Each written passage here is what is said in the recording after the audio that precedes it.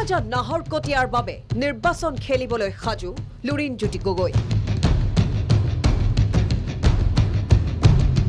জেলৰ পৰাই শিৱসাগৰত মনোনয়ন দাখিল কৰিব অখিল গগৈ কিন্তু এই দুই মহাৰথীৰ বিজয়ৰ পাত কিমান নিষ্কণ্টক হ'ব অসম জাতীয় পৰিষদৰ সভাপতি লুৰিণজ্যোতি গগৈ আৰু ৰাইজৰ দলৰ সভাপতি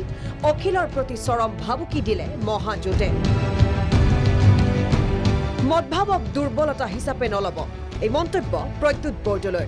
বহুকোণীয়া প্ৰতিদ্বন্দিতাত পৰাজিত হ'ব অখিল লুৰিণ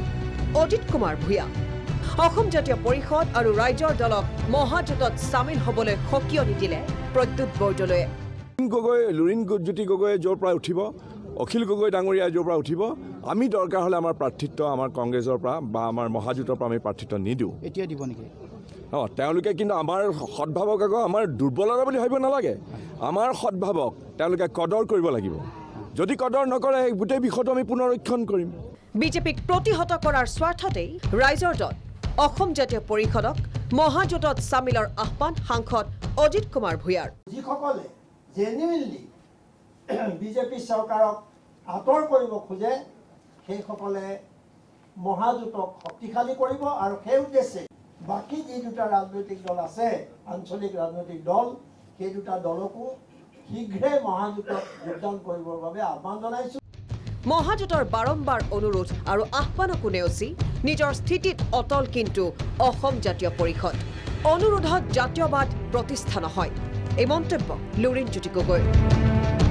ৰাষ্ট্ৰীয় ৰাজনৈতিক দলৰ বুকুচাত উঠি নিৰ্বাচন নেখেলাৰো ঘোষণা কাৰণ আমি যুঁজিবৰ কাৰণে আহিছোঁ আমি কাৰো এইটো কথা কৈ আহিছোঁ যে কাৰোবাৰ অনুগ্ৰহত কাৰোবাৰ পিঠিত ভেজা দি আমি যুঁজ কৰিম এনেকুৱা ধৰণৰ মানসিকতা আমাৰ নাই কিন্তু আমাৰ মনটোত এটা ঐক্যবদ্ধ আঞ্চলিক শক্তি এটা ঐক্যবদ্ধ জাতীয়তাবাদৰ ধাৰণা আৰু আধাৰ আছে কোনো কাৰণতে সাম্প্ৰদায়িক শক্তিৰে এজেপিৰ মিত্ৰতা নহয় এআইইউডিএফৰ সৈতে হাত মিলোৱা কংগ্ৰেছৰ সৈতে আলোচনাৰ কোনো প্ৰশ্নই নাহে বুলি স্পষ্ট ঘোষণা অসম জাতীয় পৰিষদৰ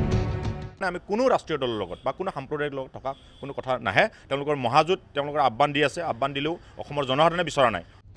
এজেপিৰ এনে স্পষ্ট স্থিতিৰ পাছতেই এতিয়া কি সিদ্ধান্ত ল'ব মহাজোঁটে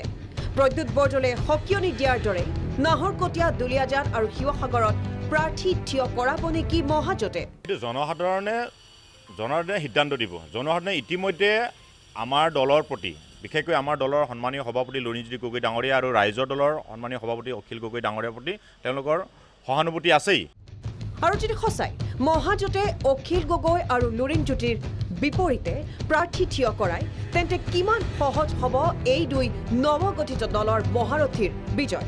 নে মহাজোঁট আৰু এজেপি ৰাইজৰ দলৰ যুঁজত লাভান্বিত হ'ব গেৰুৱা বাহিনী সেয়া অৱশ্যে সময়তহে পৰিলক্ষিত হ'ব ব্যুৰ ৰিপৰ্ট প্ৰাগ নিউজ